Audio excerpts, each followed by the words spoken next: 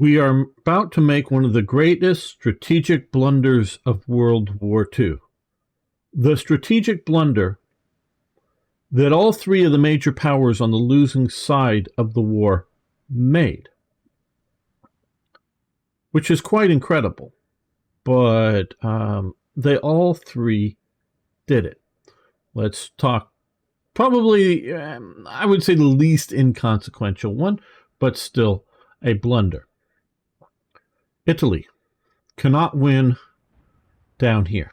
Well, we're not going back and forth racing around. We're able to supply ourselves well enough. They're getting beyond their supply.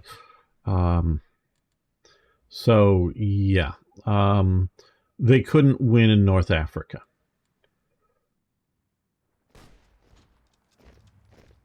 Just simply throwing in more of the Italian army isn't going to win. I think this is probably oversized from what it should be for both sides. But Mussolini couldn't win here. So what does he do? He does a haphazard invasion of Greece. One in which he's actually being pushed back by the time the Germans enter into it. And I have to say that no matter what you want to... a fair number of the soldiers that were assigned to units that were here at the start of the conflict were not there. The units were there, but the soldiers weren't there. They were off somewhere, whether other parts of Albania or other parts of Italy, bringing in the harvest.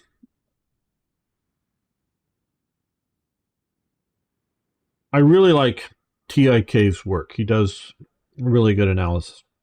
But sometimes, and he's taking what historians have said. And the Germans he talks about were running out, why Barbarossa had to happen. And we're sort of getting around to this here. And he talks about reading, in the Goebbels diary that just don't have enough food. Germany just doesn't have enough food. So it has to do Barbarossa for going for food. Well, why the hell doesn't Germany have enough food? Seriously, why don't they have enough food? Part of the reason, a major part of the reason, so many men are in the army instead of growing food. That is just sheer part of it.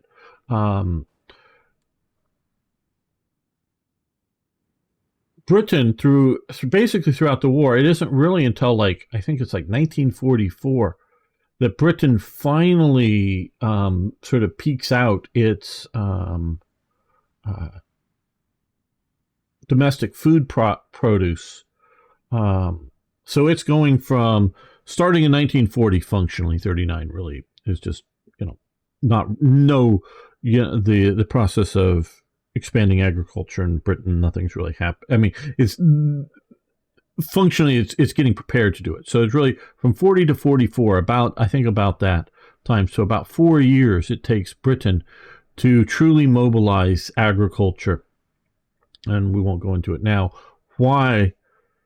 And Europe is doing so today. One of the purposes of my channel, beyond just to entertain, is to learn the lessons of history, not just historical lessons. Like historical lessons is, on this day, some person or group of people did this thing. That's a historical lesson. Lessons from history are what history teaches us. We see protests going on in Belgium, I think primarily, but also I think the Netherlands, over farming issues, of confiscating farming land in near residential areas for various reasons. I don't know if it's really so that they can turn it, so they confiscate it so somebody can get rich, turning it into housing, which will make it, more profitable or something like that. I don't know if it's that or whether it's this destructive ideology of the environment is so critical that we must do these things or they were going to have environmental collapse or whatever their latest thing would be. But whatever the reasons, is that they're reducing effective farming land in at least these countries, if not other places. Well, that happens in Britain. I guess I wasn't going to go here, but I am. That happens in Britain after World War I, before World War II, because things like wheat coming from, well, the U.S. during the World War I, but afterwards coming from places like Canada, places within the British Empire, is cheaper to just ship it in than it is to grow the wheat in Britain. Now, meat, cattle, basically, but also pigs and others, since they don't have good, like, refrigeration to ship across the seas, shipping live animals is hazardous, not very cost effective, shall we say.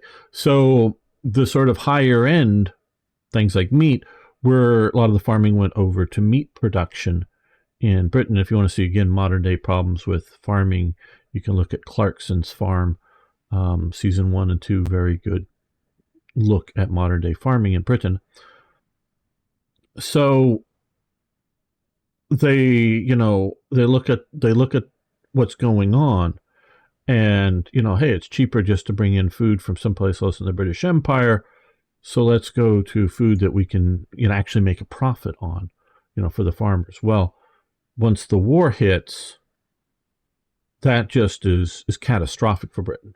And Britain, after World War II, continues a policy of maintaining farming in Britain to grow a significant amount of food in Britain. Well, I think a lot of that's gone out of, again, maybe for ideological reasons, gone out the window.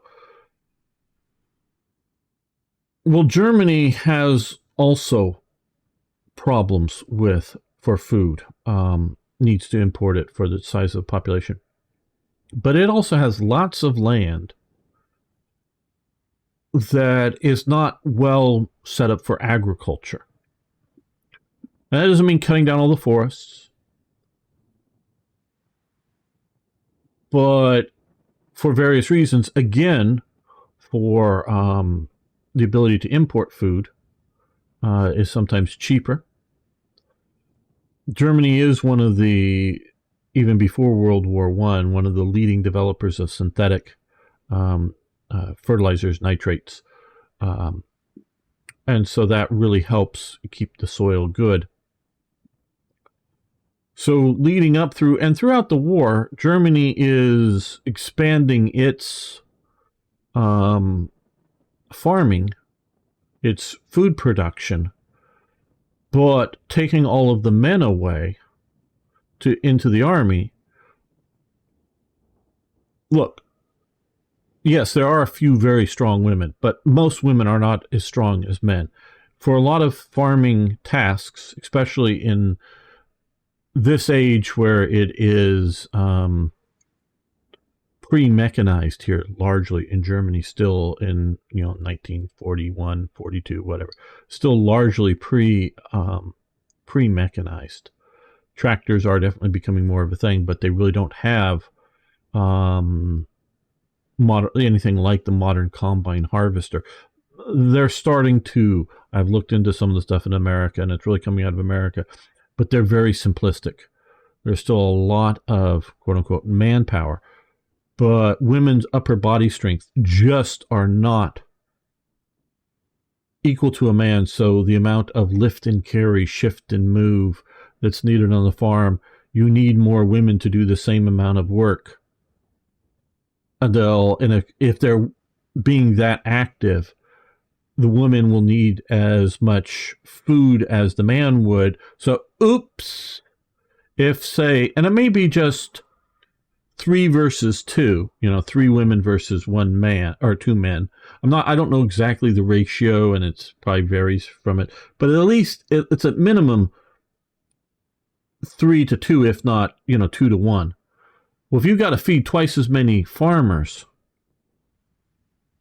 that's going to cut down on your additional food production. And so you're pulling so much men away. Now, of course, the Germans are doing everything they can to get labor into Germany. Everything from, hey, come work in, signs we got in various languages. Hey, come work in Germany, good pay. Because no matter where you lived, even if you had a ration stamp, you still had to have money. The ration stamps weren't like, hey, I got a ration stamp for a loaf of bread today. Well, you still have to have the money for the loaf of bread. Ration stamps don't buy it. The ration stamps are the limiter, if you will, or whatever, to your maximum purchasing power. So, hey, come, good pay in Germany, and also better ration cards. So they're trying to bring in voluntary labor to the other extreme, complete and total slave labor. So, and there's gradients in between. That they're trying to do everything they can to get labor going. So, if all you have is a hammer, all your problems look like nails. Well, that's sort of what happens here with Germany and their food problem in 1941 that TIK talks about. Well, they have a hammer, the Army, the Armed Forces. I mean, it's also the Air Force and the Navy, and the Air Force takes up huge amounts of manpower. Goering is bloated Air Force. So, Italy starts a war. It can't win down, or in North Africa and here, haphazardly invades Greece. And I talked about how the manpower he was using, or they were using manpower for other needs. The war there. Also, additionally, they didn't do any naval invasions. They hadn't planned any naval invasions. They've got these islands out here, particularly Rhodes. And I don't care how much you're worried about, British naval supremacy. You can't figure out to land a division in the Peloponnese or somewhere around here in your initial phases? Really? That is just not part of that. Or move, do a little preparation, get transport some ships in here, and do some other distractive naval invasions. No, they don't. So can't win the war in North Africa, expands the war. Now, what is correct is that if you can't push through this desert, like we're doing here, attack other paths, other pushes into it. That part is right. Okay. The second, and in my opinion, the most egregious one is Japan can't win the war against China. China just won't negotiate. Japan just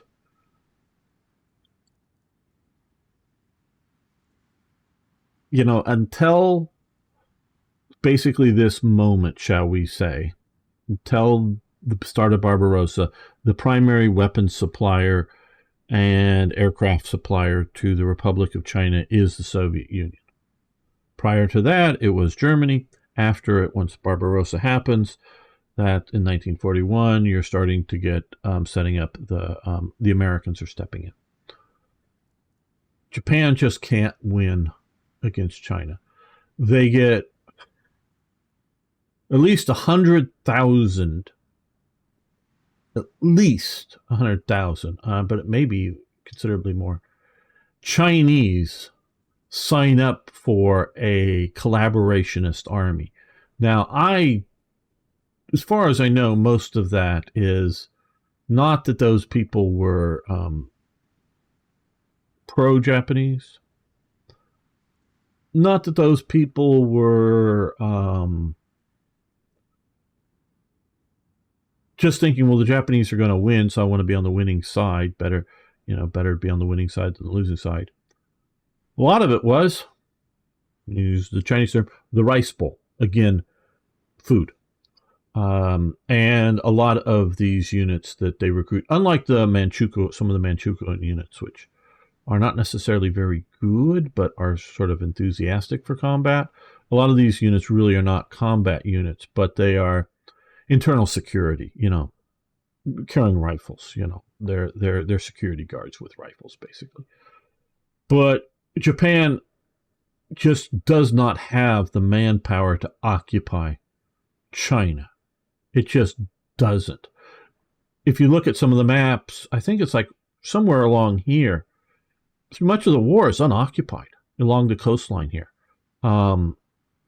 It's just like, no, we just don't have the manpower to occupy. They may have been like occupying a few of the cities, but it's sort of internal here. It's just they can't occupy China. Japan just does not have the manpower, and China won't give in. So since it can't win the war, and it is being strategically strangled, you can call it, it's not an act of war, people. An act of war is an act of violence. It's an act of, even if there's nobody hurt, but say an act of war would be the seizing of all Japanese ships, like commercial ships in American ports. That'd be an act of war. Again, maybe nobody's hurt, but the reason you're seizing it, presumably, is people are showing up with guns, as opposed to somebody like waving a piece of paper from dock. This ship is mine now. I have the documents for it. And the guy goes, "F you! I'm sailing out of taking this ship out of port." No, it's people in America or whatever enforcing it with the Coast Guard, or get into it. Harbors enough. You need tugboats to get your ships out effectively, but is in essence being seized by the threat of violence, if not actual violence. So that would be an act of war if because Japan does something naughty and it's bad and it's evil, like the rape of Nanjing. They do something like that, and well, okay, if you seize all of Japanese flagged vessels or something, well, that is an act of war. It may not be the most egregious act of war. Nobody may be hurt. They may be just seizing them. But stopping, no nation is legally, morally, or any other ways required to trade with some other nation. So the mere fact that the U.S. won't sell steel to Japan is not an act of war. It's maybe in a support of a war, support of the Chinese war. It may be meant to damage or harm Japan, yes, but it's, they can choose to sell steel to anybody or not to sell steel to anybody. And yeah, the Dutch East Indies at this point are, they're 100%, as far as I can tell, being run by the Dutch colonial powers, but they are in essence a British puppet or protectorate at this point. And Britain has a similar policy as the U.S. Partially, I think just generally they have the same policy, but also partially they want to please FDR on the China policy. And so they go along with the U.S. refusal to sell oil and possibly rubber. I don't know how important rubber was. I'm sure it is an element, but it was the main concern is the oil, not the rubber. We can also look up. Is there any up here? Nope, it's missing on this map. Oh no, here it is. Okay, here it is. Bunch of rubber. Burma as well. Oh, a bunch of oil. They go along with that policy of not selling oil. So no Texas oil, no Dutch East Indies oil, no, is there any, no Malaya oil. I didn't know if this was discovered yet. I know it's there now. No Burma oil going to Japan. Now Britain, the Dutch in exile, could definitely use the money to, buy aircraft or something from America. But they go along with the policy of not selling to Japan, which is compounding their inability to defeat China. But even with the steel and the oil, in my opinion, if China doesn't give in, it's just too big to occupy. It's just for Japan. Japan just does not have the population base, even with, there are collaborationist units or whatever you want to call them. in Taiwan, because Taiwan was never, as far as I know, until after World War II, a part of the Republic of China, and has never been part of the CCP, People's Republic of China. Did I put too many C's in there? CCP, whatever. Never been part of that. Now, it was part of earlier Chinese empires, but it was never part of the Republic of China, starting by Sun Yat-sen. And Korea, there's also collaborationist military units from Korea. And of course, there are significant 100,000 plus man army in Manchukuo. That's, if you will, collaborationist. But they're just, they're able to hold down big sections of it, sure. But they're just unable to hold down China.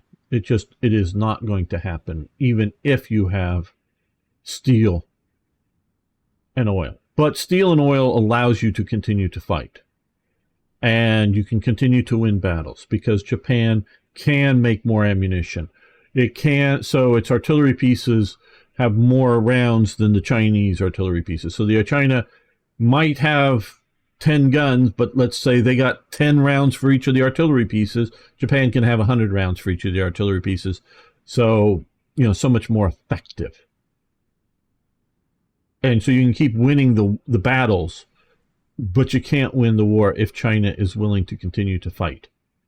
But since it can't win this war because it is the army can't win this war, and it's being run by the army up here, not the army over here. Until later stages, maybe by this point, it is being run by the sort of main national army. And the Navy is mostly sitting it out, just doing minimum operations. Sitting on its oil, because it has its own oil reserves, sitting on, or getting its own steel allotments, but they need more.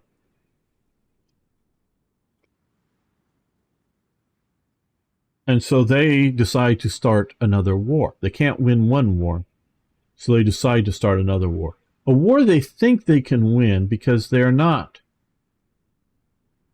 trying to invade and conquer America or invade and conquer Britain. They're thinking maybe we're going to get some colonial territory out of it. I think, they want, which they do sink the British Navy, Prince of Wales, and Repulse over here. They want to sink the American Navy, they want to sink the British Navy, and they want to go, okay, and, take the Philippines, take some territory. Okay, we're willing to negotiate. Let's see, what can we do? I think they would have given back a lot of territory, like the Philippines, for a peace settlement. Not just a ceasefire, a peace settlement. But they might want to, keep just like Borneo here or whatever, and a quota of steel coming in from the U.S. or something like this. They may have very well been willing to give back Malaya, Singapore, Sumatra, Java, some of the other, I don't know if they give all this back, but give the Philippines back to the U.S., give Hong Kong and whatnot back, give Burma back, maybe even evacuate Indochina, if they could get a peace. So their war goals for, in Hearts of Iron terms, for attacking the European powers, we'll call it that, the Western powers, maybe it would be better because America is more Western, whatever, is limited. It isn't conquest of, the Central powers. But since they can't win one war, they're going to add another one. Now we get to Germany. Germany can't win the war with Britain. Could it have? Yeah. But like Napoleon, he builds the Grande Armée, probably the greatest army known to that date by mankind. Now, just the previous thought army that was very good was the Austrian army. It was the most elaborately equipped and trained army in Europe, but it was slow because it was elaborately equipped. And Napoleon smashes it with a very vigorous columns of attack and whatnot. But he builds the Grande Armée. Well, Napoleon can't defeat Britain, so what does so he needs to take it out because Britain won't give in. Britain just doesn't have to make peace. So Napoleon convinces the Spanish that, hey, if we combine our fleets, we'll be able to get a big fleet. We'll then be able to defeat the British fleet. And then, hey, I'll use my Grande Armée to, invade Britain. Well, at Trafalgar, which is down here, basically. Not exactly sure where Cape Trafalgar is, but it's right around here. Maybe, yeah, it's right around there. The British fleet sinks the combined, or the bulk of the combined French and Spanish fleet. After chasing it, it's coming out. It comes out of the French fleet comes out of the Mediterranean, joins up here, I believe, at Cadiz with the main Spanish fleet. Nelson is following it, and thinks it's like going up to here, but it sails over to here, and then he chases it literally over to Cuba or wherever, and then by the time he gets over there, no, it's gone. It's back here, so he chases it back across the Atlantic, and as it's, I think he actually gets over here first. I forget the details, but gets out here, yeah, and in a chaotic weather conditions, not so much. Well, the storm is coming, but the storm after it actually sinks a bunch of Spanish ships, and they end up on beaches and whatnot, broken up. He sinks this fleet. Well, when that happens, the Grande Armée, which is stationed sort of right about there, what the hell does Napoleon do with this greatest army, this greatest instrument? Let's start another war. So he starts, he can't win his war. Now, he could have just sat there. He could have broken up the Grande Armée, because you didn't need to keep it all in one spot, because feeding it is a massive exercise, because it's all in one spot. He could have broken, not dismantled the army or, send everybody home, but just, parcel it around his empire. He has reasonably good relations with the Russian Tsar. And just sort of go, yeah, okay, we got our empire. The Brits won't comply. Well, whatever. And he could have done that. And if Russia ever attacks, he can mobilize his Grande Armée and crush it. Now, he also stupidly decides to put his, after the Spanish defeat in 1805, the Battle of Trafalgar, what is it, 1808, I think it is. I'm not always good on dates, but he puts his brother, he invites the Spanish king up to Bordeaux, I believe it is, but it's right around in this area. Maybe more Bayonne, or I don't know, but one of these things around here. And basically arrests him. He's living in a grand villa, living very well, but he's, not allowed to leave. And the word goes out that, hey, Napoleon's brother is the new king of king of Spain. And that causes Spain to finally, irrevocably break its French alliance and go to its most hated with a passion enemy of Britain, and go with that alliance. But So he creates the Spanish Ulster. He creates sending his army into Russia to have it destroyed. But he didn't need to. And Britain has no ability to defeat Napoleon either. No ability to defeat Napoleon without a lot of other support, and that wouldn't have been there. So Hitler, being the army man that he was, being the German that he was, sees everything through the army. Everything through the army.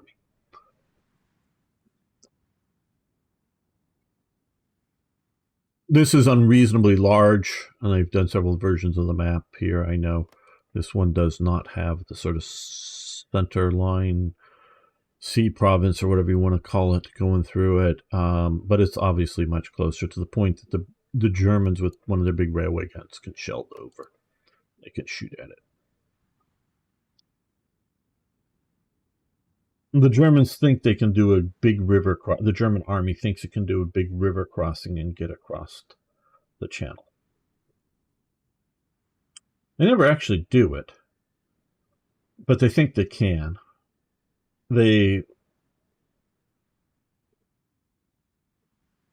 Had they stuck with it, meaning stuck with the Battle of Britain, but not shifted from attacks on the RAF and the RN, the Royal Navy.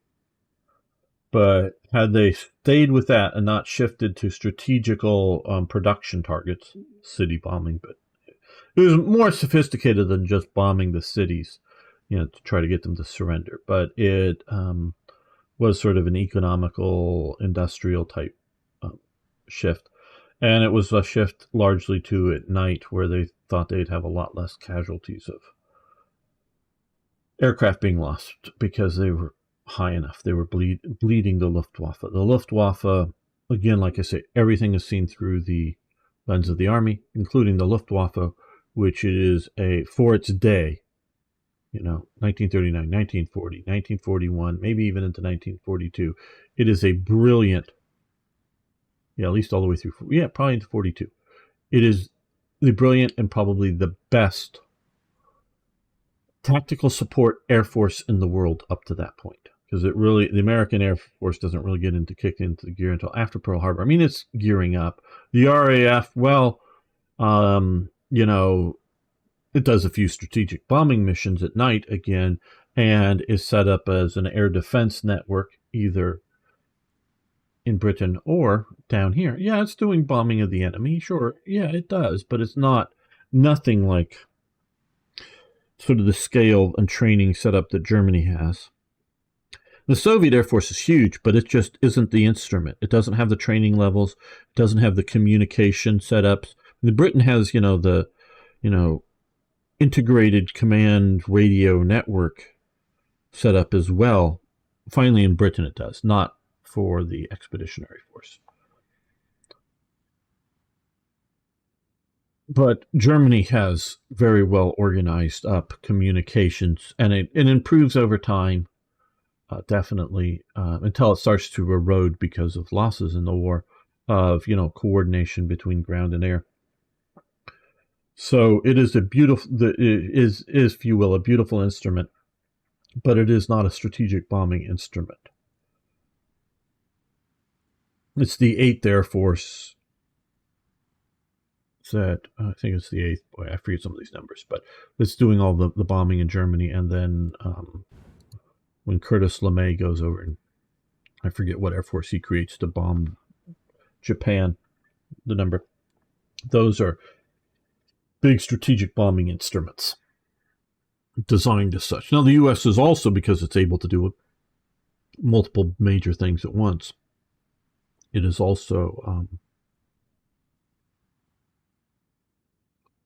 having a very strong tactical support Air Force as well, and a very strong air domination, fighters eliminating enemy bombers, that kind of thing, Air Force as well. So it's able to do multitasking and comes out, obviously, by the end of the war, with the supreme air power of its day, especially when you add in 2 nuclear bombs. It is the supreme air power of its day. And the only thing that even marginally, in my opinion, could rival it is the United States Naval Air Force, or United States, Navy aircraft. And yeah, I'm discounting Britain. Britain's exhausted. It maybe sort of kind of could. Russia, again, it's just lack of command and control. Its size and scale is bigger than the U.S. naval air arm, but it's not, in my opinion, and I'm not the greatest expert, and you can maybe prove me wrong. This is just my opinions here of it, but it's just not a rival for even the United States Naval Air Force in its effectiveness. The United States Naval Air Force is operating in Europe until it's towards the end. It's pulling out, but it's operating in the Mediterranean. It's operating, the North Atlantic up here. But hey, it's operating, through to the end, if you will, with escort carriers looking for German submarines. So they may be pulling out most of their. Well, no, they were also running a lot of land-based up in Iceland. Up here, they were running land-based, seaplanes and whatnot, looking for submarines and whatnot. So you do that, plus the Navy operating throughout the I don't know so much in the CBI, China, Burma, India theater, but definitely in both the main Pacific thrust and sort of MacArthur's thrust up through the Philippines and whatnot. So yeah, it's really the next, in my opinion, the next big air force out there. At the end of the war, we're talking 45. Obviously, the Luftwaffe is destroyed by that point. But it's the U.S. Naval Air Force is about the only rival that the U.S. Air Force has. But, yeah. So Germany sees, like I say, everything through ground war.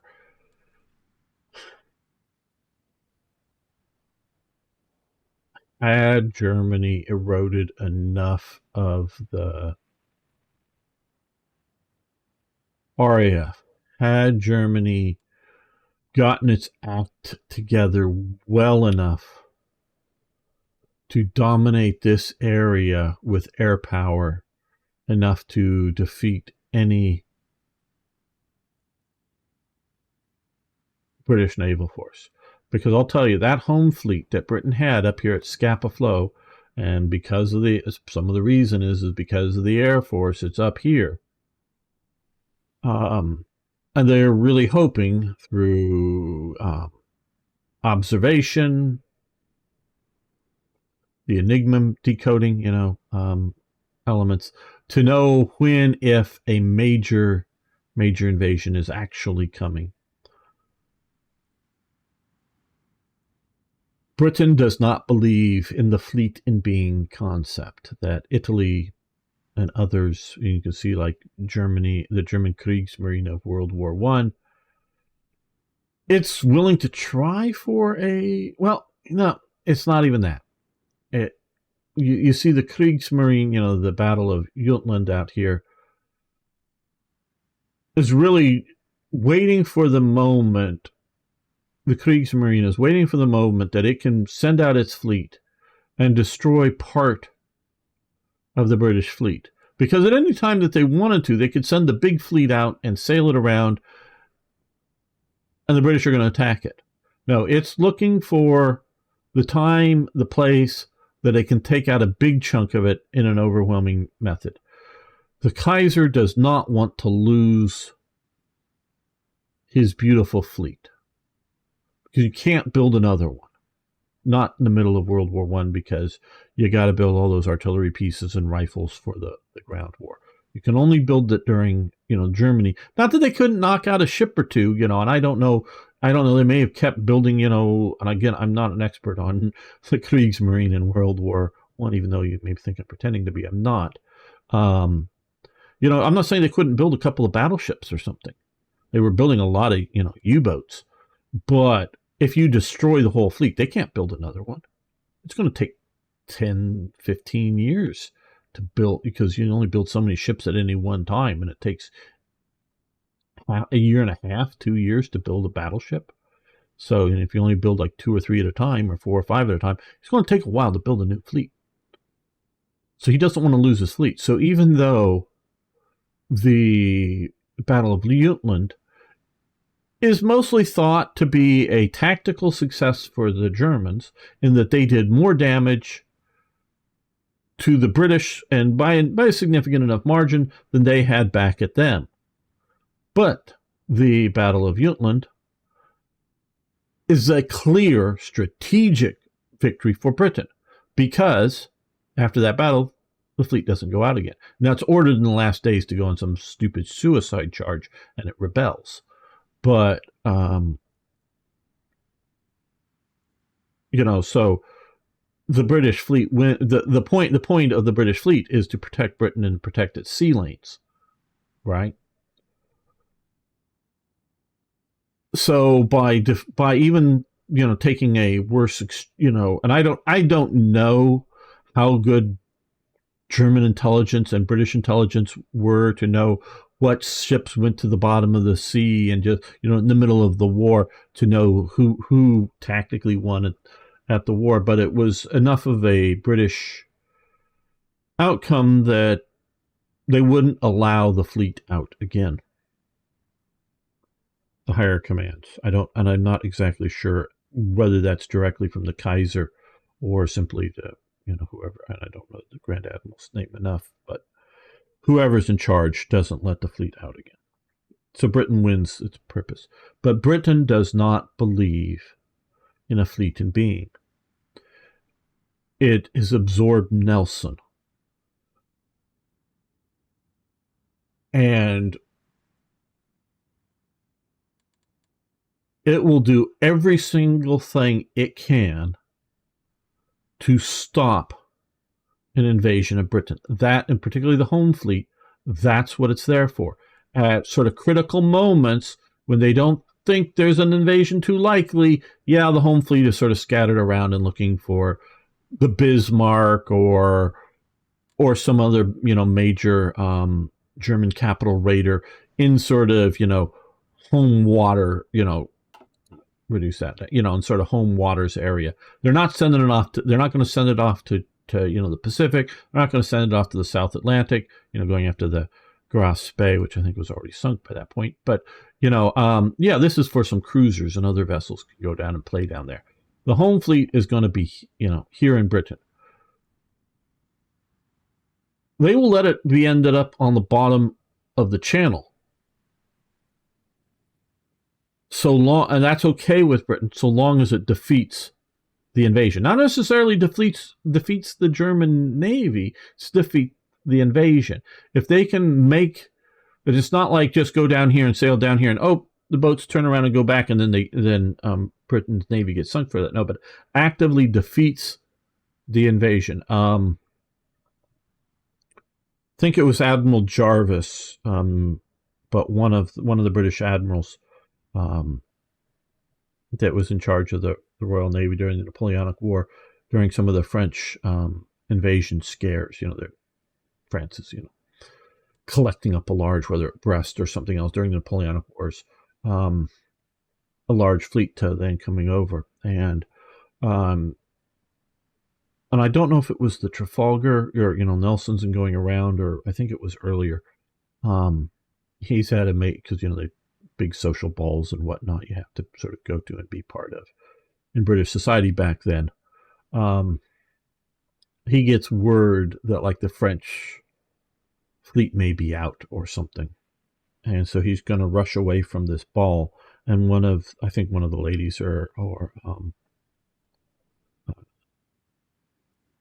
one of the other people ask him, "How is the French fleet or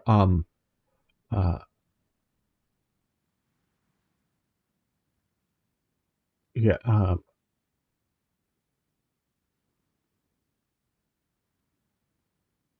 How will the French, or how will the French be How will the French be invaded or invading? I forget exactly what the question was put to him, and he said, "I know not how France will invade Britain, but I know it won't be by sea." Because he was not going to allow France to invade Britain by sea. Now, they can invade any other way they want to, and this is like in 1805 or 1800 or whatever. They can invade, but they can't invade by sea. And I think the only other two rational ways was maybe tunnel you know, under the channel, or take balloons, because they didn't have aircraft then. Take balloons across. But obviously that wasn't. So basically the point is that they weren't going to get going. And he was willing to send the entire British Navy to the bottom of the ocean so long as it defeats the invasion force. Well, okay, so the Royal Navy had that mentality. They weren't going to allow Germany to invade Britain. Now, yeah, the Luftwaffe can drop all the parachutes at once. That ain't going to secure Britain. That might help secure, some beach areas, some ports. But if you can't get, and even though, again, the bulk of the fleet is sitting way up there, even though if some of the early stages, and this may actually be good for them, for the British, some of the earliest stages are landing, get across the channel. If that fleet then comes down in and just wrecks all the landing barges, wrecks all the ability to sustain that war effort, Britain will have enough military power to, shall we say, hold off the first wave of invasions. And if they can sink all of those invasion barges, if they can sink all of the German fleets that are going around, even though they lose every major capital ship that's involved to the Luftwaffe eventually, they've done their job, because Germany did not have, another 100 barges or 100 vessels set up to ferry more troops and supplies across the way. It did not have another 2 or 3 even air landing divisions. The German army did have one sort of trained up air landing division, not parachute, meaning parachutists capture the airports and other suitable places. These guys just sort of fly in, afterwards. I guess you could try bringing in mountain troops because they're lightweight equipment, but that really isn't going to be enough to do it. So, yeah, Germany could have done it, especially if they had, but they never prepared for it until after the fall of France. Really, only real preparation happens only after the fall of France. And that gives Britain the breathing space to, organize up defenses. So if Britain won't give in, if Britain can't strategically be starved out in one fashion or another, well, Germany can't defeat Britain. Well, what if it gets nukes? Or, what if? But it can't. So, because of the German mindset, they say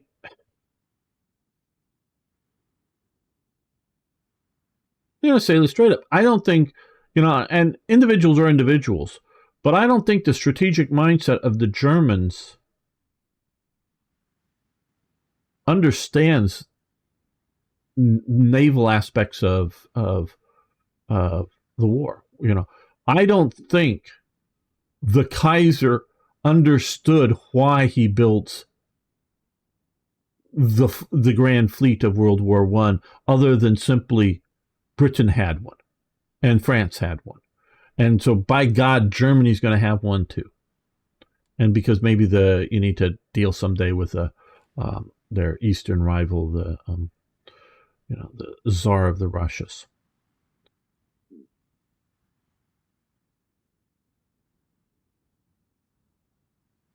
because you'll notice me playing Germany. Yeah, I've got some, these are, Eisenhower and Scharnhorst, really battleships. I don't know. What do we have here? Schlesien and Schleswig-Holstein. Those are old pre-dreadnought, quote unquote, battleships. I played a lot of Hearts of Iron 3 and a lot of Hearts of Iron 4. I never want to take these ships to go after the British or the Americans, even when I'm invading America. You avoid contact with the fleet there. Now, I do. We're sending this home because we don't have the fuel for it, but yeah, you can dominate the Baltic or something. Push the Soviet fleet out. Yeah, that's not a bad idea. And I'll use that, and I'll use it to help screen invasions of places like Norway. But there's no point in Germany having a big high seas fleet. And I don't think and because when I say things like this, well, of course they're intelligent human beings, they can understand this. But I'm talking about the cultural and institutional, I don't know, we'll use the term zeitgeist of Germany that doesn't understand what and why you would need a fleet or not need a fleet, and is it worth building. Now,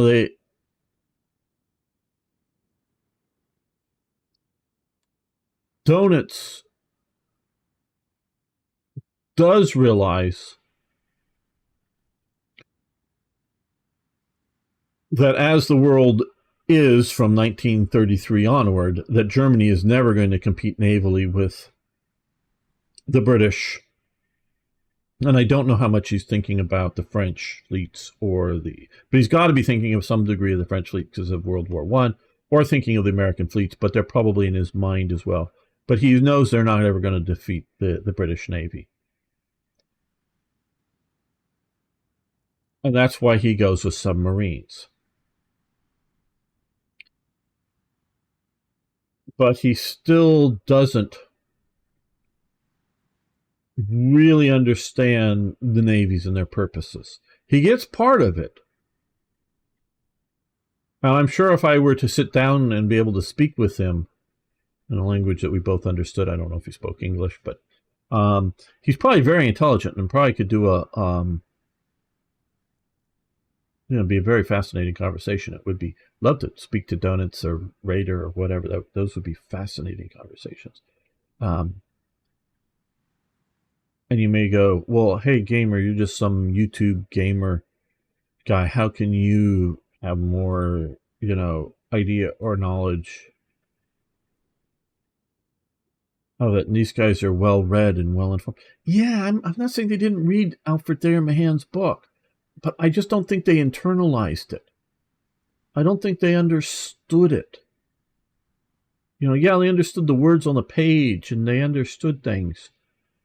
But because, okay,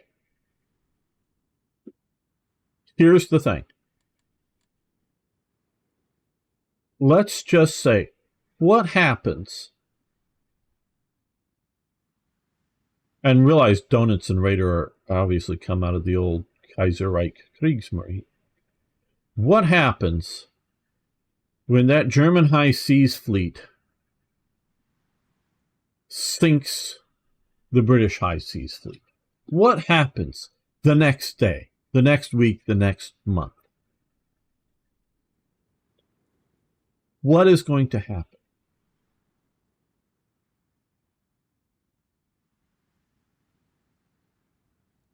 What value, other than costing the British its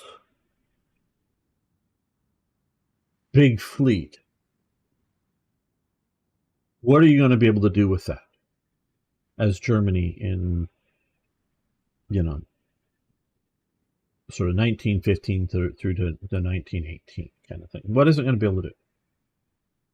Are you going to go, yay, everybody, go, go, go, scramble, rush, and that fleet break up and spread all over the Atlantic and hunting convoys into Britain. I'm not saying you couldn't send out cruisers. I'm not saying you couldn't even send out some of the battleships with longer legs. I don't know. How many days can a German battleship run at full efficiency out there? Fuel, food, water, that kind of thing. How far can that fleet get before it, and how long can it be out there before it needs to turn around and come home? Is that somehow, are they really thinking? Because there was a few times that German ships did come along and bombard the coast along Britain. Are they like thinking like, hey, we've sunk the British fleet, now we're going to go sail along all the ports and bombard the ports? Even if they're discounting air power, getting that close to Britain, it would become a much more of an important thing that they may have not realized. But and maybe both sides didn't realize it at that point. I don't know. Billy Mitchell had not yet sunk the German battleship, I forget which one, with his single bomb. Boom, whop. But even if you discount air power, what's it going to do? Is it going to really be able to deal a death blow to Britain enough that it knocks it out of the war?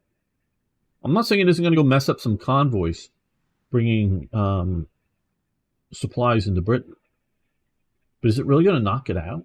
I mean, what's going to change? Because you don't have Norway, so you got to come out. You got to sail all the way out here, and presumably there's going to be some British vessels that survive whatever the thing is, and so you're going to either have to send, singleton cruisers out looking for fleets or convoys, and if those guys have destroyers or somebody with torpedoes that would be willing to do, and the British would be, mad dashes at the bigger ships with launching, getting in close enough and launching torpedoes to sink those things.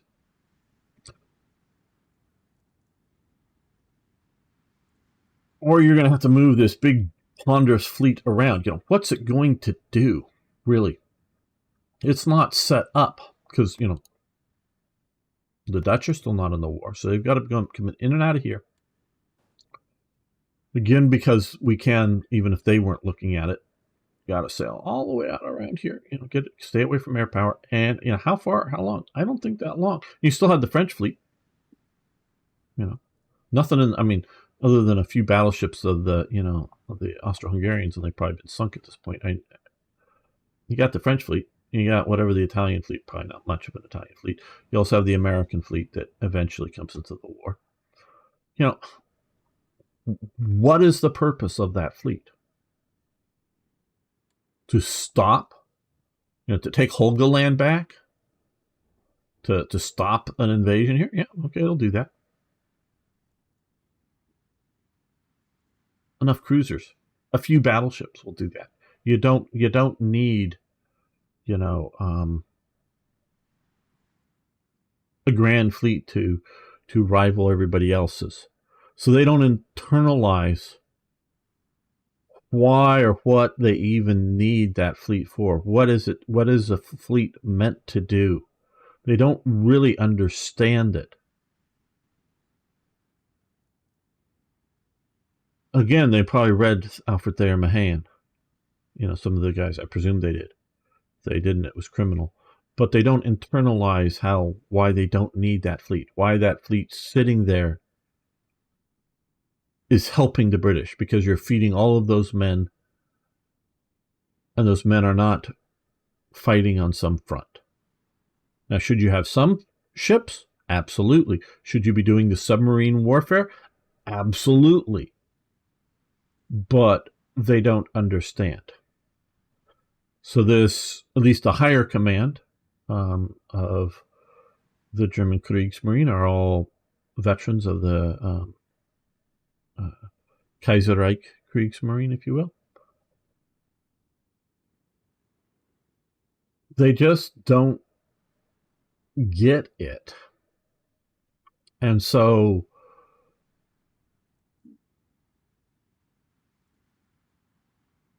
you know, so they can't get Britain out of the war. They don't understand how to get Britain out of the war. Sure, they're trying, commerce raiders, whether it's submarines or covert, ships that look like civilian ships, or they're, the Gross Spey and the Bismarck, even on its brief run, is the idea of going out there to do commerce raiding.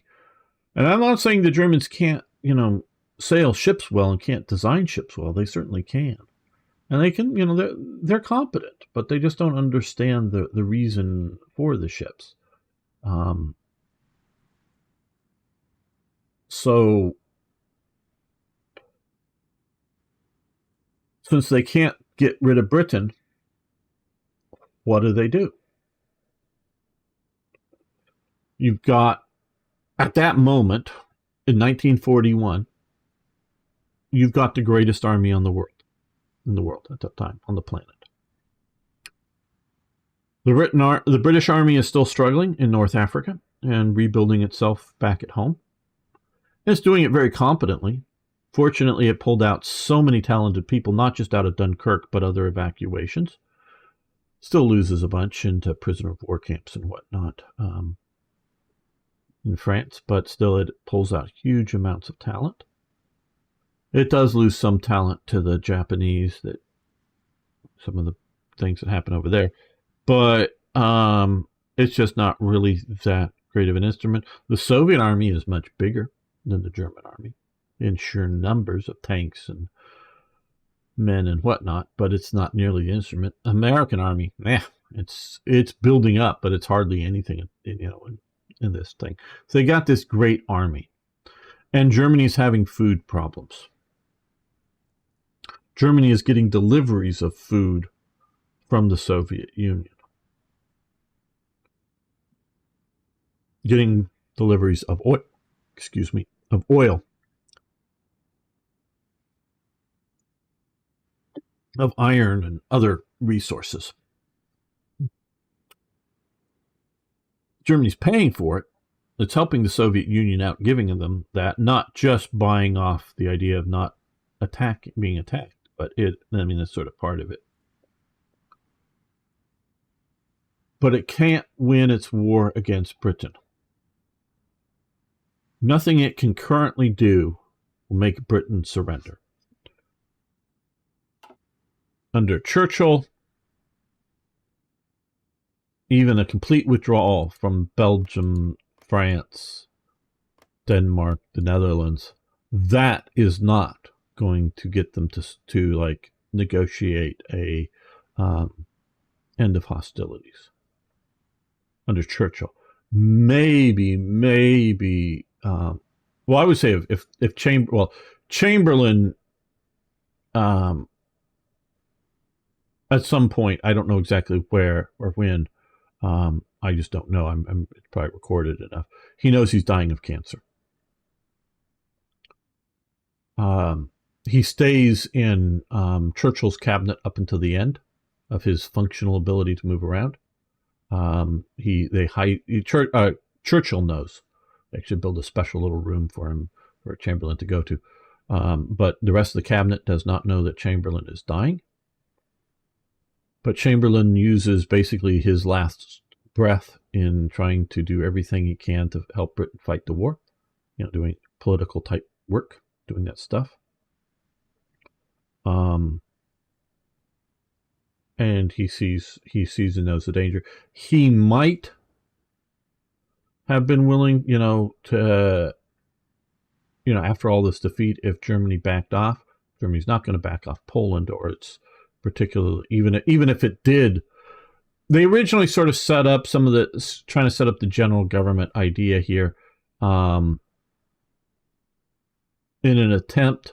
This is before the invasion of France happened. In an attempt to say, look, we're having this place for Poles to go live. Poles get to go live there. We're just getting back the old borders of the German Empire. That's what they try to sell. It's very half-hearted, and no one buys it. And so it just becomes the general government, and not the sort of Polish reservation, and where you go to wait for the Germans to eventually figure out how they're going to kill you, basically. For the Poles. That's basically what the general government is. But even if and saying like, well, hey, we've won, we've kicked your asses, we're willing to give up all that territory for a peace settlement now. Even if Germany was willing to do that, Churchill, I don't think, is going to buy it. Chamberlain wouldn't. Halifax might have. I wonder if he would have seen Britain's problems, but not seen Germany's problems. And obviously there would be if Germany's retreating back, a demilitarized zone. That no fortifications, no army stationed in there. Whether France could build up a large army deeper in or not, I don't know. Whatever the agreements might have been, but Halifax might have. I really think he might have. He might have even just did a settlement after the fall of France. But you don't ever really know what people would have done. But Britain is not giving up. Germany can't make Britain give up. Germany is having problems because of the continuing war. So Germany also, since it can't win one war, it starts another war. So Italy wants the resurrection of the Roman Empire. Yes, conquerors,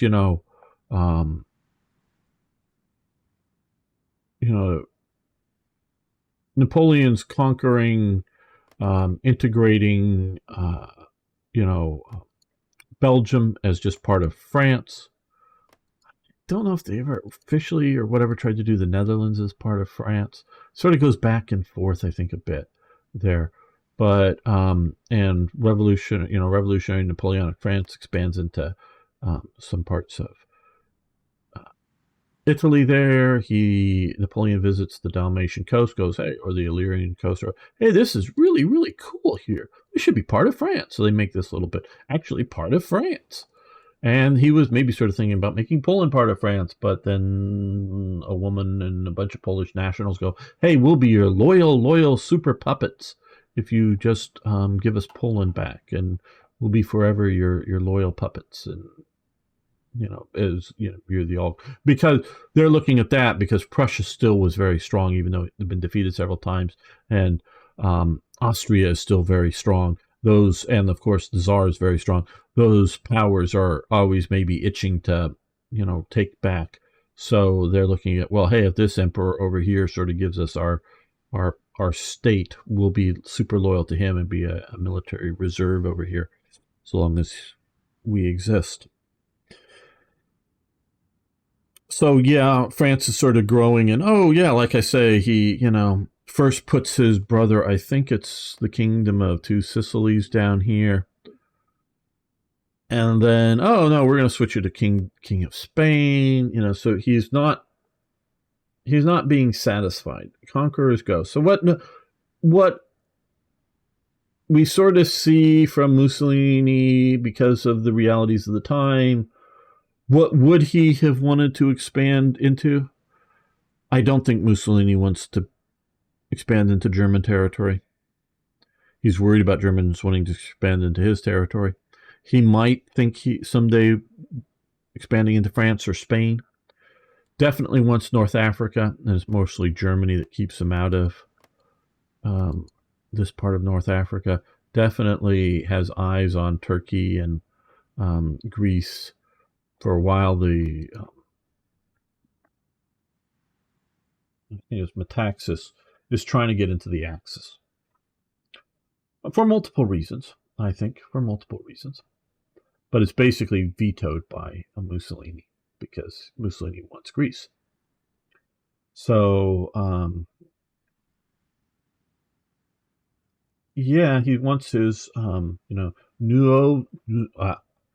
Nuova Romana Imperium, or whatever.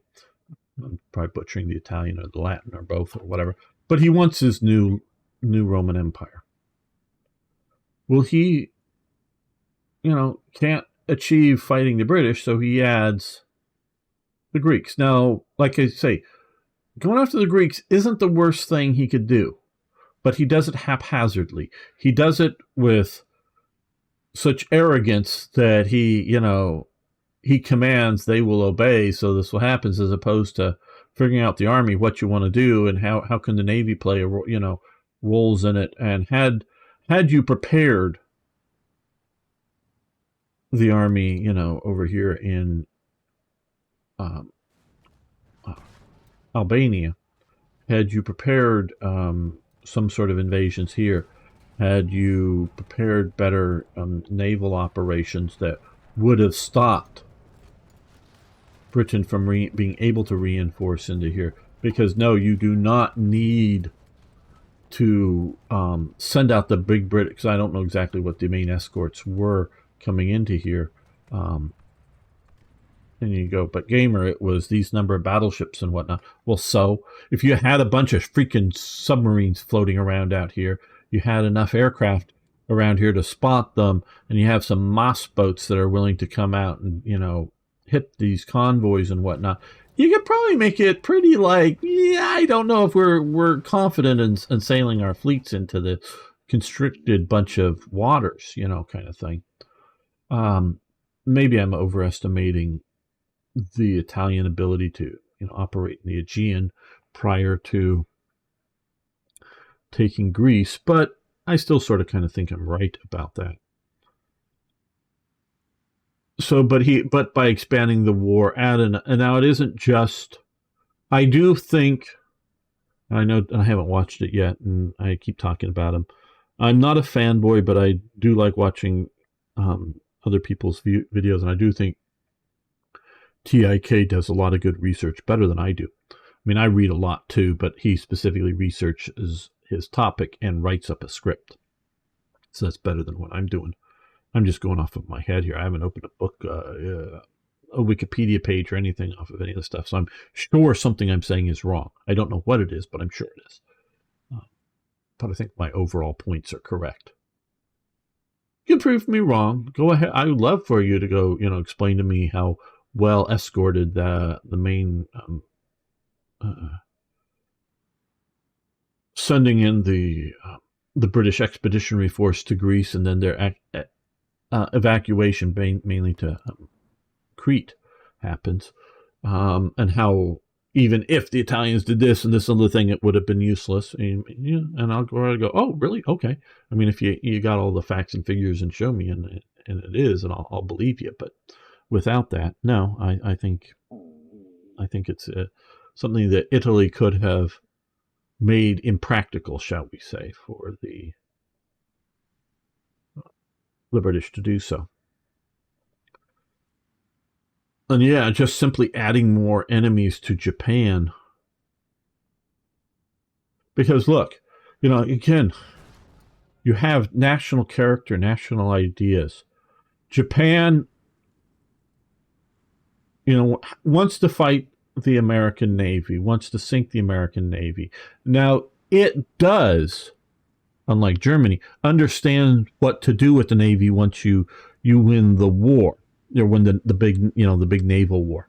It does understand that aspect, and is also very much a Mahanian Navy. The American Navy and the Japanese Navy are the Mahanian navies, and that Alfred Thayer Mahan, however you want to say it. He writes Influence, which is influence. So I got a version of the book over here somewhere. I guess I probably won't pull it off my shelf here, but Influence of Sea Power Upon History, or something that sort of would be short. And the Navy normally shortens it down to just Influence. Where the British, I'm sure a bunch of people read Mahan's work, but they're more Nelsonian, which Nelson and all that influenced Mahan greatly. So they're sort of coming up with an independent track with similar sorts of ideas. But Japan specifically translates Mahan's work into Japanese, and they study it, and they internalize it. The one thing they do not understand, internalize, even though I've read Captain Hara's book, of called Japanese Destroyer Captain. It was written by a Japanese destroyer captain, and like he included as as a cadet or whatever, visiting New York City. Eventually, he has a prized pocket watch that he was either given or bought there. He eventually gives it to one of his subordinates for some heroic thing or something, sort of as a personal gift and prize. So even though he's gone there and the Japanese have visited, obviously they know the East Coast exists, but they just don't internalize and understand that the East Coast exists, because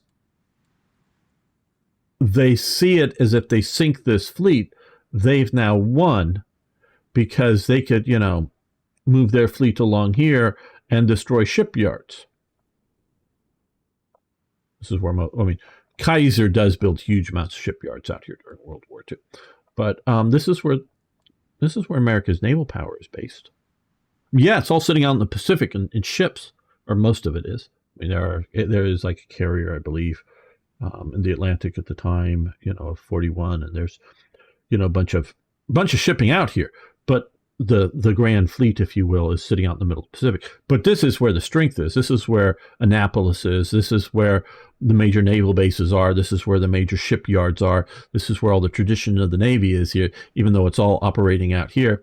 And there is absolutely no way, oh yeah, there's a few super long-range submarines that could actually sail around here and do some sort of attack and get home. Yeah, but there's no way of functionally shutting down this part of America.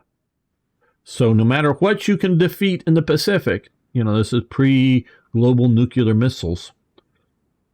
No matter what you can defeat out here, you can't defeat America navally, because so long as they, hold the Panama Canal, and even if you take Panama Canal, well, I don't think you can keep it, because we can keep assaulting it from, the north while you hold it from the south. You can't keep America building more and sending more fleets. It just takes 4 years to build another fleet and keep sending it out there. And Japan can't keep up with that. It can't. It can dominate here, and it understands this part of the world, yes. And it knows what to do with a victorious fleet, unlike the Germans, and how it's going to achieve their goal. But they only see it sort of in this terms, not understanding here. They just don't internalize this.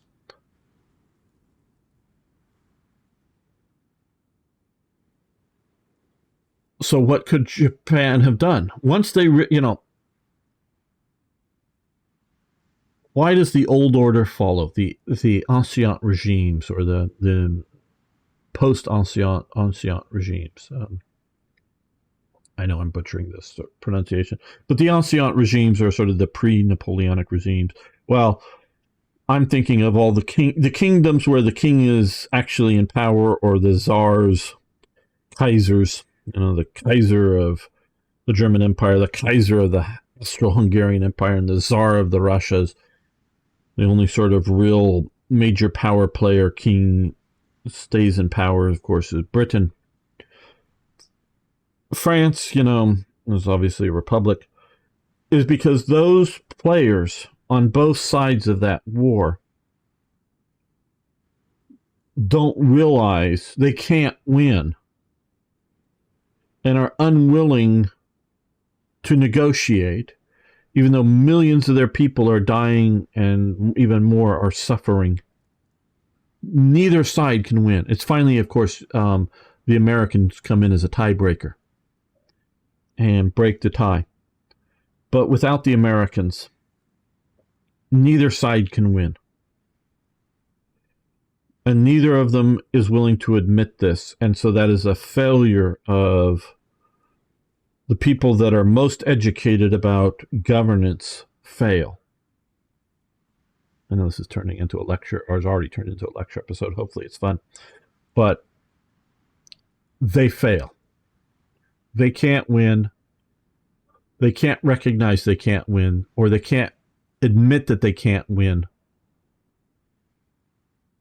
And so, like I said, they go into a tiebreak. The tiebreaker comes in as the Americans.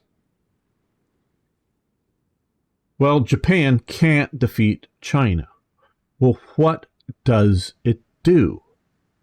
Well, it keeps trying to defeat China.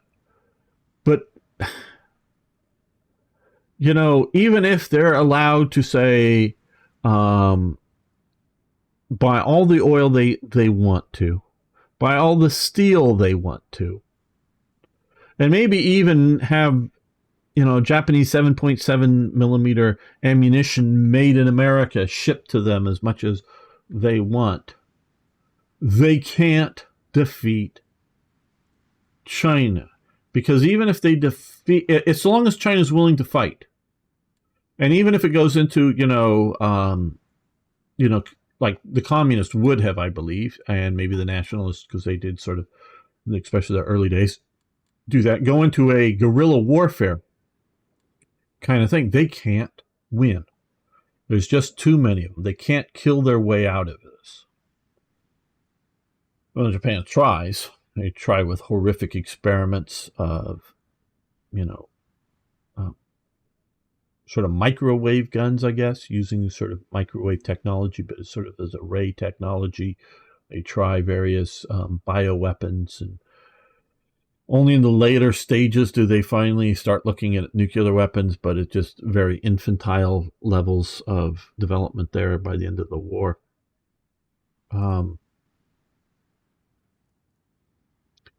But so they don't realize, or they can't,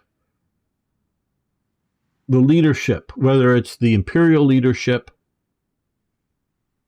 or the military, which has fully taken over the government. And what's really only sort of happening in really this sort of time frame, right around now. It was right around now that Tojo, which you've all heard of, he is the head of the Kempeitai, the sort of military police in Manchuria. That's his bag. He's running the police in there. And this is like what I talked earlier on. It was these guys, the Japanese army of here was running the war here, but then I was sort of saying, well, maybe it's now here, and it depends. Because eventually these guys that are running the army and are sucking more and more of the army that's back in Japan into this fight, they're sort of taking over. And eventually, and it's really only this late that they take over the government fully. He becomes prime minister. He holds I think 3 other ministry posts that are his. One is education or something. Now it's really the assistant, or the deputy minister or whatever is actually running the departments, but he officially has them in his sphere of influence. And it is really sort of, and the Navy has some influence there, but it's really become a military government, mostly the Army, but secondarily the Navy. But those people are unwilling to, or unable to, I think it's more unable to than unwilling, to recognize they can't achieve victory by defeating China. So what could or should they do? Well, withdraw.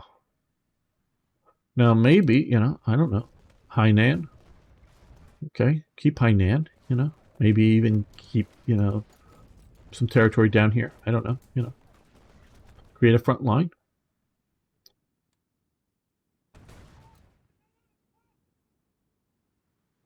Who knows? Maybe here, peninsula, another line, because I already sort of have here. Maybe, nice river, nice area here. Keep this.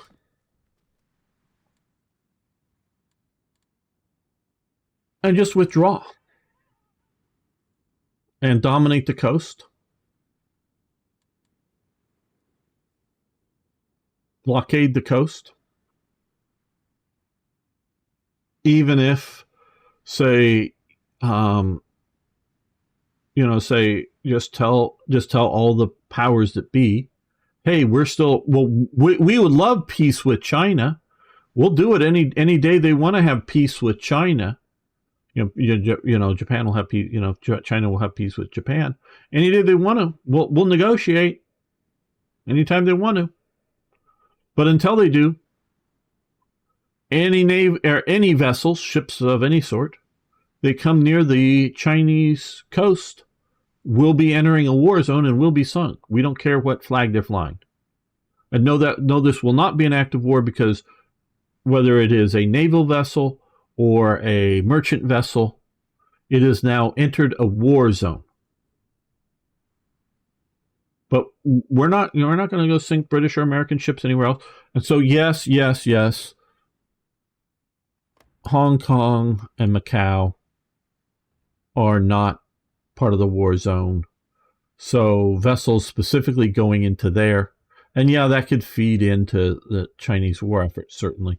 And you could, no, we're not going, and they could just say, no, we're not re-recognizing the international zones of Shanghai or something like that. So yeah, this would be a feeding spot for supplies into China, no doubt. But anything else, any other industry, any other shipping anywhere else, is just going to get sunk. And we're going to do air raids and attacks on port cities and industries along the coast, I mean. I don't know what the response would have been of the world. Would it have been, okay, well, they've retreated. Let's sign a peace treaty, and whether Japan, has to give up. I mean, they probably, would it be so bad that they had to give up Manchukuo? Maybe not. But, maybe they have to withdraw out of Beijing or Peking or Beiping, however you want to call it. Maybe they have to withdraw out of this peninsula. Maybe they even have to withdraw out of this island. But, now, of course, Chiang Kai-shek would, Taiwan and Manchuria and everywhere else. And then they would start going, now you're the problem. Japan is no longer the problem. They've retreated. They've gone back, not to before the start point, but they've gone back and they're willing to talk. Now you need to be willing to talk. And if you're not talking, then you're the problem and not they're the problem. Had Japan done something like that in 1940, that's pretty damn late in the whole thing. But had they withdrawn out there and set that up, after Germany's, war, and sort of gives a lot of breathing space to the European powers not occupying Indochina, not doing anything else. I think Japan, it can, with its resources, with the oil that it did have, with whatever, and doing the old, hey guys, somebody out here with oil, before the German 41 invasion, this is like in 1940 or something, because you can ship this oil out, through here. Well, we can find customers to sell them oil, enough to keep, the thing sort of afloat, if you will, but, that kind of thing. And maybe the Dutch or something after, might break with Britain and America and sell Japan that's withdrawn. And that would probably be, withdrawing enough from China would probably force the Americans' hands enough to sell that to, the industrialists would want to sell steel and oil to them. Look, they've withdrawn, they've learned their lesson. But they just can't see it. They can't internalize it. And there's probably things me as an American and whatnot that I just can't internalize, even though I read books and I see things, but watch things. But there probably are. But there's definitely things they can't. And so, yes, obviously it's not happening this episode, but we're about ready to make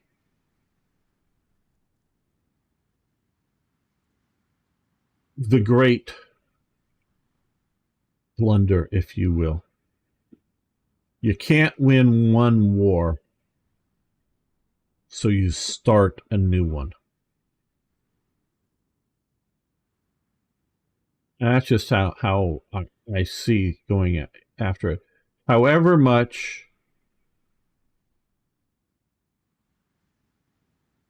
and there's debate, and I do believe, I firmly believe Stalin does not see his alliance with Hitler as a permanent alliance.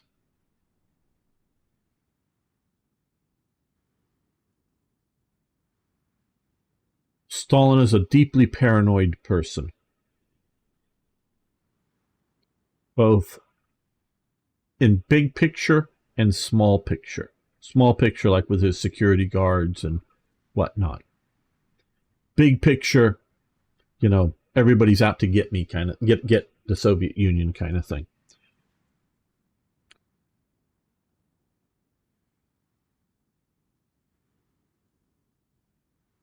I don't see Stalin as a gambler. Maybe I'm reading him wrong there. And I've read books that have talked about, like one was Hitler versus Stalin, and it does sort of both look at the military aspects of those two nations as well as the personalities of the leaders and whatnot. So I've read some stuff on Stalin. I don't see him as a gambler. He thinks Finland is a sure thing. It doesn't obviously work out. I am sure that if he perceives, whether it's reality or not, again, a gamer's thing, warfare is a political act, politics is perception. So if he perceives Germany is in a weakened position, he'll attack. If he really believes that they are in a significant weakened position and they do present a clear and present danger, they do, he will attack. But I don't see him as someone who, because he is rebuilding his army after, or he's having it rebuilt. It's probably more having it than he's rebuilding his army. He's having his army rebuilt after the disastrous show trials and all of that paranoia, and after the disastrous showing in Finland. It's sort of in May 41. It's sort of disrupted because it's not yet the new thing, but it's no longer the old thing. So it's somewhere in between. So it's in a bit of chaos. This is a good time in that sense to attack, and he's getting ready.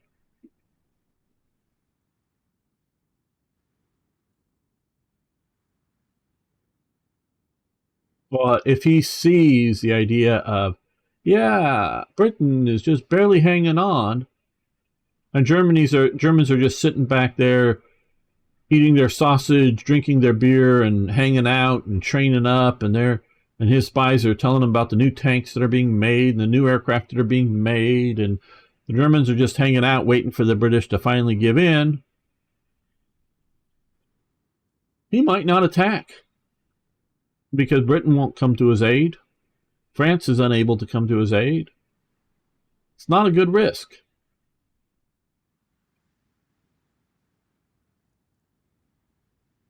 Now, give it 2 or 3 years, he may think the Soviet Union is going to be in a much superior position to Germany, not just more superior than it is now.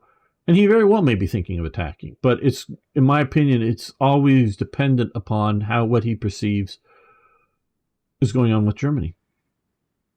That's how he sees it.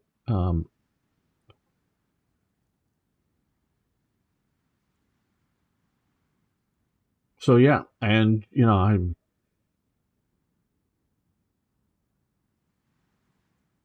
I know the food situation. I get that. But I believe the Germans can work their way out of it with increasing food production, not just in Germany, but in other places as well. And not just increase food production and then steal it all.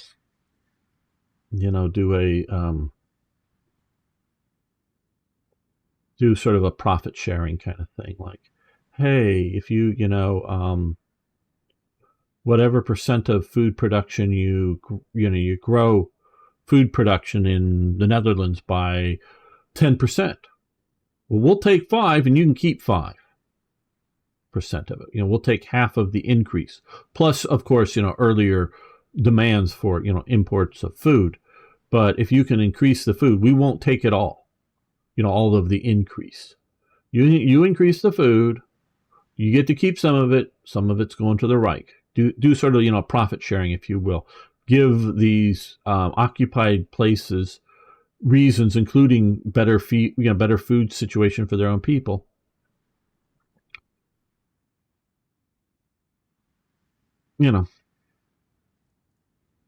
Okay, well, hey, hope this was interesting. Look at it.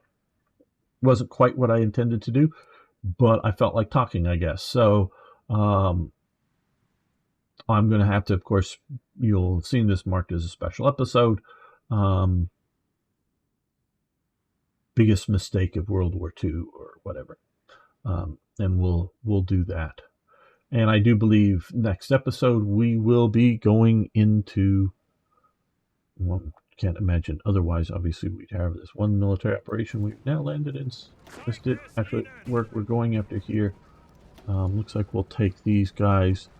These guys are, because they have a port up here. No, they don't have a port up in Lucia. Guess we got their only port here. God, I hate the mechanic. And